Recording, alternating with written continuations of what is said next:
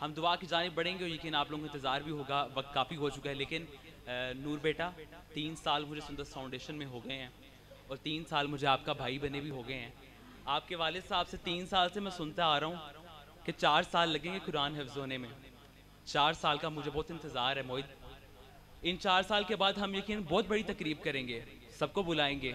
इस दिन को जो हम मनाएंगे, ये बहुत बड़ी खुशी आपके वालिद ने आपके लिए भी, और यकीन इसमें आपका भी बड़ा किरदार है कि आपने उस खुशी को बड़े खुश असलूबी के साथ जो आपने निभाया। मैं चाहूँगा कि ज़ाहिर साहब आप तशरीफ़ लाएँ।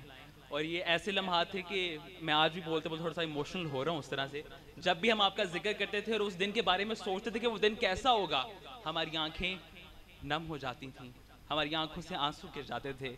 और आज आपने हमारा सर फखर से बुलंद किया। मैं मुल्तमिस हूँ ज़ाहिद साहब कि आप तशरीफ़ लाएँ और वो आपके वो एहसास जब आपने अपनी इस बेटी को, इस रहमत को अपने घर में उठाया अपने हाथों में पहली बार, और आज 4 साल का वो लंबा सफ़र तय करने के बाद उसने अपने सीने में वो नूर उतार लिया जो कि अल्लाह का नूर है, अल्लाह का अता करता नूर है और नूरुलैन का वो तजर्बा सारा आप बताएं। मैं चाहूँगा कि मुख्तसरन आप इस सारा सफ़र जो है हमारे साथ शेयर करें।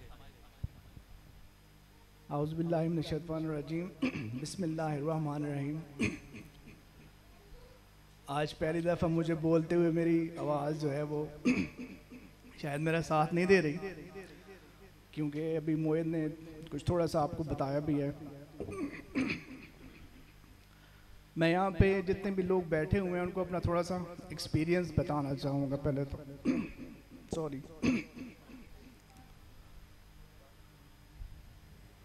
पानी थोड़ा सा।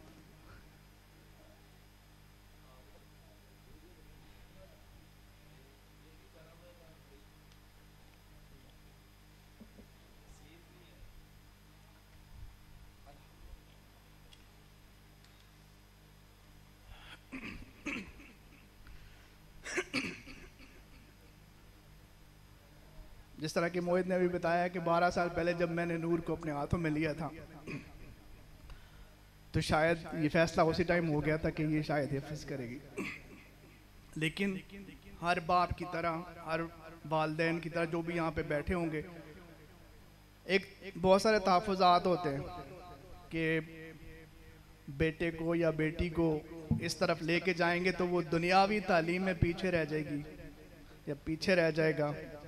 एक हाफिज़ की जो है वो दुनियावी जो एक अगर हम देखें कि उसकी क्या वक़्त होती है, क्या वैल्यू होती है, जो वैल्यू अल्लाह के हाँ है, जिस तरह अभी बता रहे थे, उसकी क्या अहमियत है, ये तो हम लोग सोच भी नहीं सकते।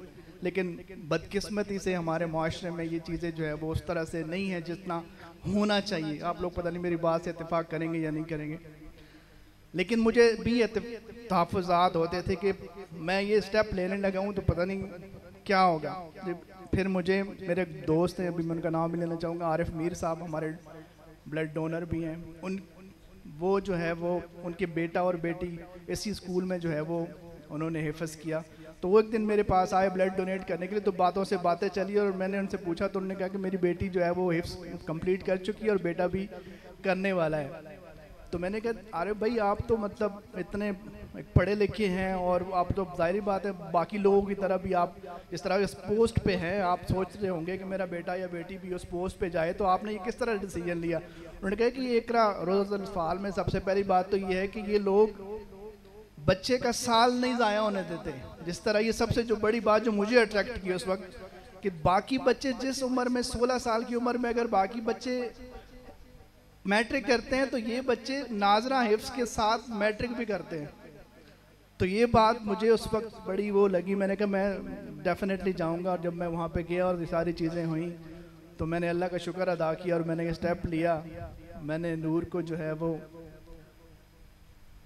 आज से 4 साल पहले, बल्कि 3.5 साल पहले, मेरा ख्याल 3.5 साल में नूर ने जो है वो हिफ्ज़ किया है। और मैं आज जिस तरह भी पूछ रहे थे कि इसकी दादो है ये नहीं,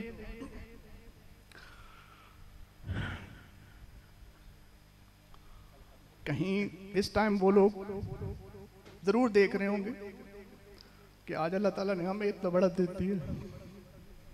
और मेरी दुआ है कि आप सब भी, मैं चाहता हूँ कि आप लोग भी स्टेप ज़रूर लें, अपने बच्चों को इस तरफ लेके आएँ। ये एक, और ये आज के इस प्रोग्राम का और आपको बुलाने का मकसद भी यही है कि ये इस चीज़ को, इस मैसेज को बढ़ाया जाए, आप लोगों को ये बताया जाए कि ये हिफ्ज़ और ये बच्चों को इस तरफ लेके आना कितना ज़रूरी है। मेरे एक दोस्त ने मुझे एक बात बताई कि ज़ाहिद आपने आज पता है क्या काम किया है, आपके बाकी बच्चे भी हैं, स्कूल जाते हैं, कोई इंजीनियर बनने की कोशिश करेगा, कोई डॉक्टर बनने की कोशिश करेगा, वो कल को अपनी ज़िंदगी में मसरूफ़ हो जाएंगे और एक दिन ऐसा आएगा तो शायद आपको भूल भी जाएंगे। और ये हकीकत है, कड़वी ज़रूर है लेकिन हकीकत है। लेकिन ये बच्ची जिसने आपको जो ताज पहना दिया है, ये आखिरत तक आपके साथ जाएगा। और यही बात मेरे लिए जो है वो काफ़ी थी। ज़्यादा वक्त नहीं लूँगा आप लोगों का, काफ़ी टाइम हो गया। और आज पहली दफ़ा, मैं इतना बोलने वाला बंदा हूँ और आज पहली दफ़ा मुझसे बोला नहीं जा रहा। और मैं आखिर पे आप सब लोगों का तहे दिल से ममनून हूँ कि आप लोग यहाँ पे मेरी खुशी में शामिल हुए, करके आए और घर पे आके बड़े अफसरदा से होके बैठे। और घर वालों ने पूछा कि क्या हुआ है, क्यों आपकी तबीयत ऐसे क्यों है? तो उन्होंने कहा कि आज मैं दस्तारबंदी की तकरीब में था और हफ़ाज को जो है वो दस्तारबंदी करवाई जा रही थी, नाम लिए जा रहे थे। तो काश हमारे भी बहन भाइयों में या मेरी भतीजियों में या भांजियों में कोई ऐसा हो कि वो उसको भी ये सादत नसीब हो।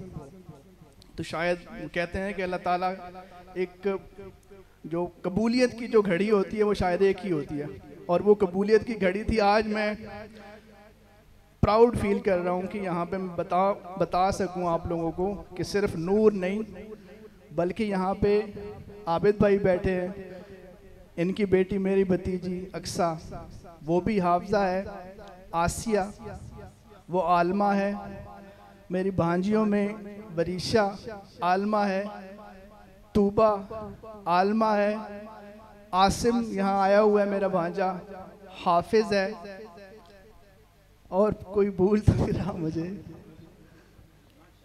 तो ये अल्लाह ताला ने हमारे ख़ानदान पे एक ऐसा ख़ास करम किया है कि जिसका हम जितनी बार भी शुक्र अदा करें वो कम है। और मैं अपने भाइयों का भी, जिन्होंने इतना सपोर्ट किया, मेरे साथ रहे हमेशा, मेरे दुख दर्द में मेरे साथ रहे, आप लोगों का बहुत शुक्रिया, जज़ाकल्लाह।